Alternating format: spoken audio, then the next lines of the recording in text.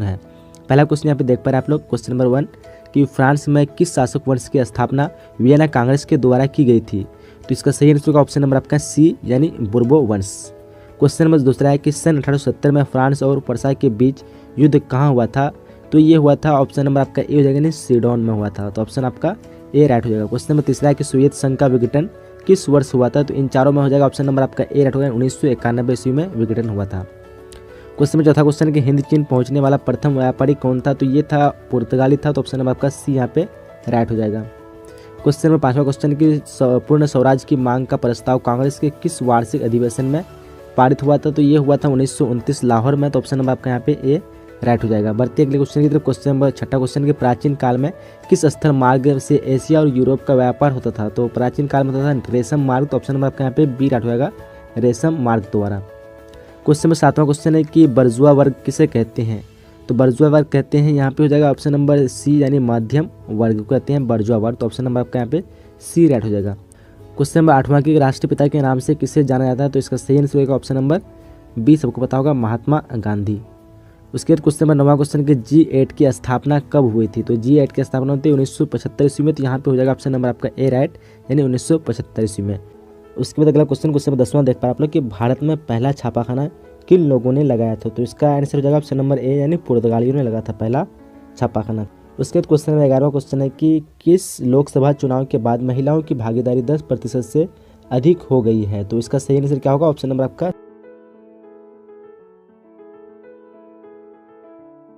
उसके बाद question number 12वां question कि निम्नलिखित में से किस देश को धार्मिक और जातीय आधार पर विखंडन का सामना करना पड़ा? तो इसका आंसर हो जाएगा आपका ऑप्शन नंबर यहाँ पे सी हो जाएगा यानी यूगोस्लाविया, तो ऑप्शन नंबर आपका सी राइट हो जाएगा। क्वेश्चन नंबर 13वां क्वेश्चन कि जिला परिषद पंचायती राज व्यवस्था का कौन सा स्तर है?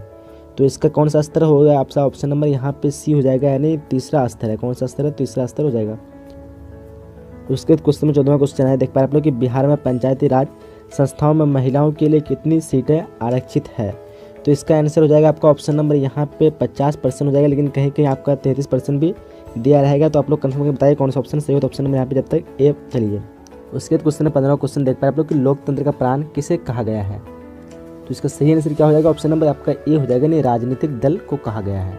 क्वेश्चन नंबर 16वां क्वेश्चन कि भारत में दल बदल कानून किस वर्ष लागू हुआ? तो ये हुआ था 1950, तो ऑप्शन नंबर आपका यहाँ पे सी राइट हो जाएगा। उसके बाद क्वेश्चन नंबर 17वां क्वेश्चन है, देख पा रहे आप लोग कि नर्मदा घाटी परियोजना किन राज्यों से संबंधित है? तो किन राज्यों से संबंधित? इसका आंसर हो जाएगा ऑप्शन नंबर यहाँ पे डी हो जाएगा यानी गुजरात, महाराष्ट्र और Madhya Pradesh. Question number 18वां question है कि लोकतंत्र के बारे में कौन सा कथन सत्य है? इन चारों कथन में कौन सा सत्य है लोकतंत्र के बारे में? तो आंसर हो जाएगा ऑप्शन नंबर आपका यहाँ पे सी हो जाएगा, निर्णय में देरी परंतु सर्वोत्तम फैसले। क्वेश्चन नंबर 19वां क्वेश्चन है लोकतंत्र के मार्ग की सबसे बड़ी बाधा क्या है? तो इसकी सबसे बड़ी बाधा की बात करें तो हो जाएगा आपका ऑप्शन नंबर यहाँ पे बी यानी अशिक्षा जो है सबसे बड़ी बाधा है। क्वेश्चन नंबर 20वां क्वेश्चन कि भारत की आर्थिक व्यवस्था है, क्या इनकी व्यवस्था है? तो आंसर हो जाएगा ऑप्शन नंबर डी यानी इनमें से सभी जो है भारत की आर्थिक व्यवस्था, तो ऑप्शन आपका डी बिल्कुल सही हो जाएगा। उसके बाद क्वेश्चन नंबर आपका 21वां क्वेश्चन है, देख पा रहे आप लोग कि बिहार में सबसे कम जनसंख्या वाला जिला है, तो सबसे कम जनसंख्या वाला हो जाएगा ऑप्शन नंबर। क्वेश्चन नंबर 22वां क्वेश्चन कि राष्ट्रीय आय का अर्थ है, तो इन चारों ऑप्शन में कौन सा राष्ट्रीय आय का अर्थ हो जाएगा? तो ऑप्शन हो जाएगा ऑप्शन नंबर यहाँ पे डी हो जाएगा उत्पादक के साधनों की आय। अगला क्वेश्चन नंबर 23वां क्वेश्चन है कि भारत में राष्ट्रीय आय की गणना के लिए सर्वमान प्रमाणित संस्था है, तो इसका सही आंसर हो जाएगा ऑप्शन नंबर यहाँ पे बी हो जाएगा यानी केंद्रीय सांख्यिकीय संगठन।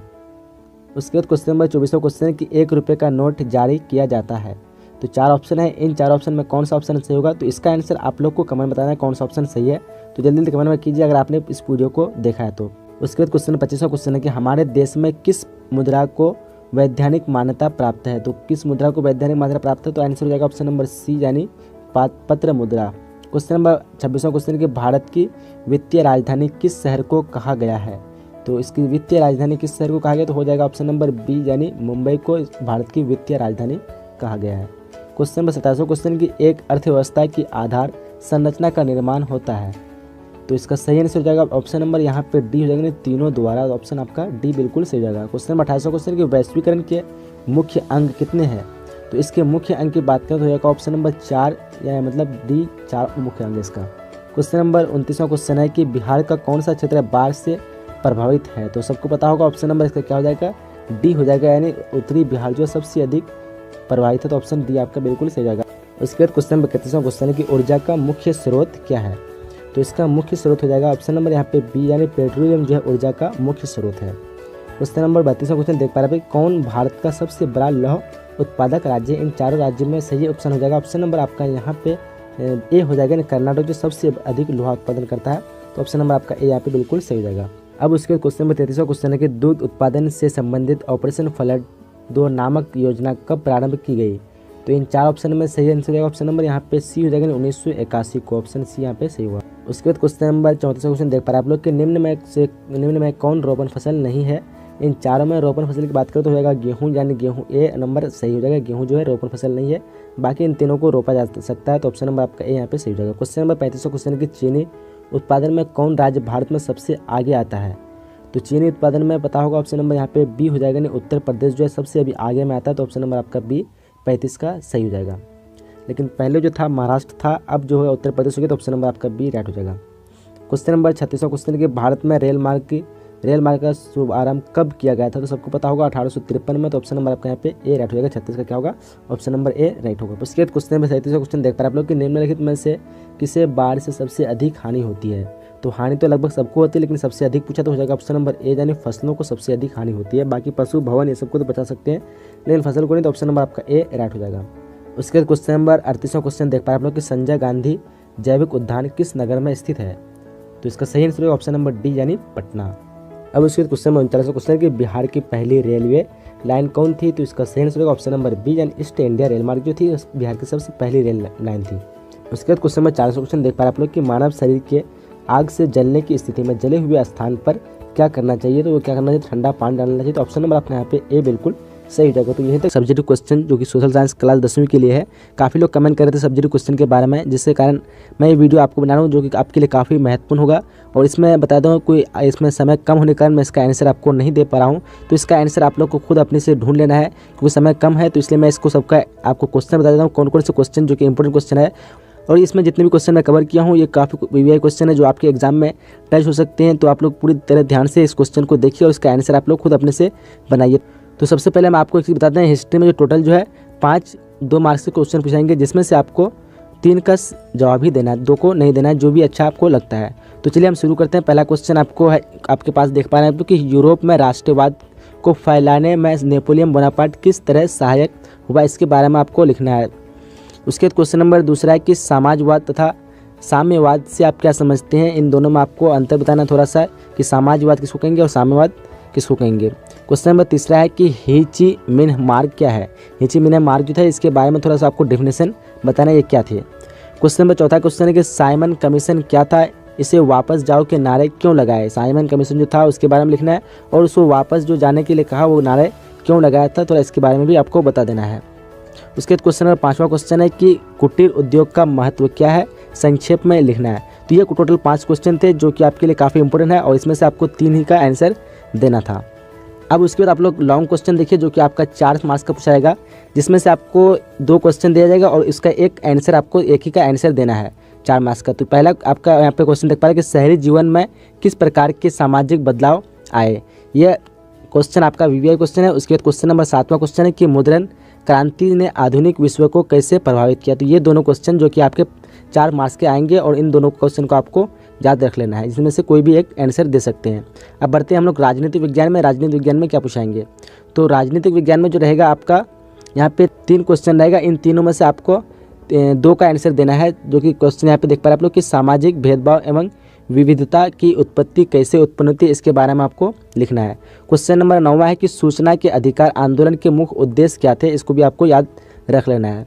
उसके बाद क्वेश्चन नंबर आपका 10वां क्वेश्चन है कि लोकतंत्र किस प्रकार लोगों के प्रति उत्तरदायी है, अपना विचार प्रकट करें। तो ये 3 क्वेश्चन थे जो कि वीवीआई क्वेश्चन है, आपको इसका 2 का आंसर देना है।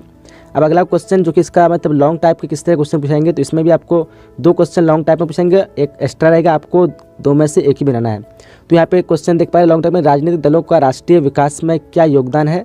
ये भी है क्वेश्चन 12वां क्वेश्चन कि नगर निगम के प्रमुख कार्यों को लिखें। तो इन दोनों क्वेश्चन को आप लोग देख लीजिए। उसके बाद क्वेश्चन नंबर आपका यहाँ पे आप आएगा इसका क्या कहते हैं अर्थशास्त्र का, और अर्थशास्त्र में आपको यहाँ पे 3 क्वेश्चन पूछेंगे जिसमें से आपको 2 का आंसर देना है। तो पहला क्वेश्चन कि अर्थव्यवस्था के विभिन्न प्रकारों का संक्षेप में वर्णन करें, ये क्वेश्चन रहा। दूसरा क्वेश्चन कि मुद्रा एवं मुद्रा का आर्थिक महत्व क्या है, इसके बारे में बताना है। उसके बाद 15वां क्वेश्चन कि भारत में सहकारिता आंदोलन कैसे शुरू हुआ था। ये 3 जो है वीवीआई क्वेश्चन है जो कि आपके अर्थशास्त्र में आएंगे, इसमें से आपको 2 का आंसर देना है। अब हम लोग इसका लॉन्ग टाइप देख लेते हैं कि लॉन्ग टाइप में किस तरह क्वेश्चन पूछेंगे। तो इसमें भी आपको लॉन्ग टाइप में 2 क्वेश्चन रहेंगे और 2 में से आपको 1 का आंसर देना है। देखिए कौन कौन से इंपॉर्टेंट क्वेश्चन है। एक क्वेश्चन की सेवा क्षेत्र के विकास में शिक्षा की क्या भूमिका है, इसके बारे में आपको लिखना है। और दूसरा क्वेश्चन रहेगा आपका यहाँ पे कि वैश्वीकरण के मुख्य अंगों का वर्णन करें। तो इन दोनों में से जो आपको आसान लगता है वो आसान बना लीजिएगा। तो इस तरह का 2 करके क्वेश्चन आपका रहेगा। तो ये क्वेश्चन दोनों क्वेश्चन आपके लिए इंपॉर्टेंट है, ये क्वेश्चन आपके अर्थशास्त्र एग्जाम में आ सकते हैं। उसके बाद बढ़ते हैं हम लोग भूगोल की तरफ। और भूगोल में आपको रहेगा टोटल क्वेश्चन की संख्या 5 रहेगा और 5 में से आपको देना है 3 का आंसर। तो देखते हैं कौन कौन से क्वेश्चन आपका इंपॉर्टेंट होगा। तो यहाँ पे देख पाए क्वेश्चन नंबर 18वां क्वेश्चन है कि ह्रासोन्मुख वन संपदा के कारणों का उल्लेख करें, इसके बारे में आपको लिखना है। उसके 19वां क्वेश्चन है कि धात्विक तथा अधात्विक खनिज में अंतर बताएं, ये भी वीवीआई क्वेश्चन है। उसके 20वां क्वेश्चन है कि हरित क्रांति से आप क्या समझते हैं। उसके 21वां क्वेश्चन है कि जल प्रदूषण को नियंत्रित करने के उपाय का उल्लेख करें। अब अगला क्वेश्चन नंबर 22वां क्वेश्चन है कि बिहार में कितने प्रकार की फसलें उपजाई जाती है। ये जो क्वेश्चन था ज्योग्राफी में आपके इंपॉर्टेंट क्वेश्चन हो सकते हैं, इन क्वेश्चन को आप लोग को देख लेना है। तो अब ये हो गया 2 मार्क्स के क्वेश्चन। अब बढ़ते हैं हम लोग लॉन्ग टाइप में कि ज्योग्राफी में लॉन्ग टाइप में कौन से क्वेश्चन आपको पूछे जा सकते हैं। तो लॉन्ग टाइप में जो रहेगा आपका 2 ऑप्शन रहेगा, 2 में से आपका 1 देना है। तो लॉन्ग टाइप में देखिए जैसे बिहार में प्रमुख ऊर्जा स्रोत का वर्णन करें ये। उसके बाद दूसरा वीवीआई क्वेश्चन है कि बिहार में वन्य जीवों के संरक्षण पर विस्तार से वर्णन करें। तो ये दोनों जो था वीवीआई क्वेश्चन था जो आपके 4 मार्क्स के होंगे और 1 का आंसर आपको देना है इनमें से।